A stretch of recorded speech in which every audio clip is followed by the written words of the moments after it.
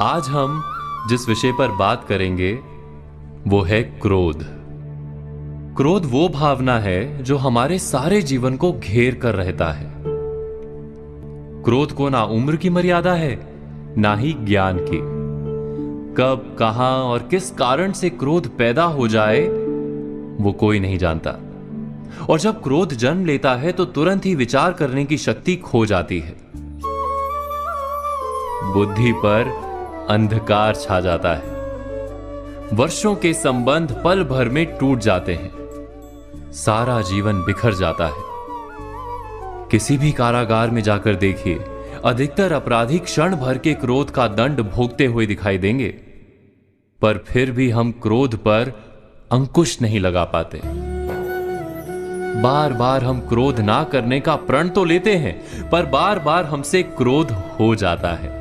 ये क्रोध वास्तव में क्या है, क्यों जन्मता है और क्यों अंकुश में नहीं रहता? उदाहरण के लिए आप एक बालक को देखिए। उसे किसी वस्तु की इच्छा होती है और उस समय अगर उसे वो नहीं मिलती या कोई उसे भयभीत करता है तो वो प्रतिक्रिया देता है। बालक की प्रतिक्रिया क्रोध है, क्योंकि बालक निर्बल है, निसहाय है। बालक अपनों से बड़ों को अपने वजूद का एहसास, अपने अस्तित्व की प्रतीति करवाने का प्रयास करता है क्रोध के माध्यम से। बड़े होने पर भी हम क्या ऐसा ही नहीं करते? क्या क्रोध हमारे भीतर बैठे बालक का प्रतिभाव नहीं? अर्थात क्या क्रोध वास्तव में केवल बालक जैसे व्यवहार का नाम नहीं?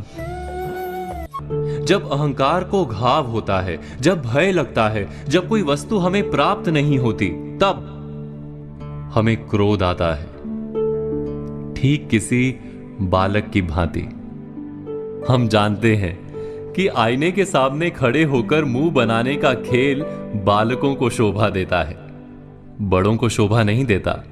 फिर भी हम बालक की भांति क्रोध करना बंद नहीं करते।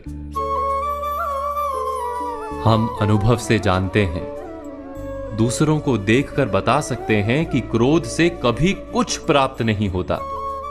सम्मान हो, संपत्ति हो, प्रेम हो या सुरक्षा हो, क्रोध से नहीं मिलता।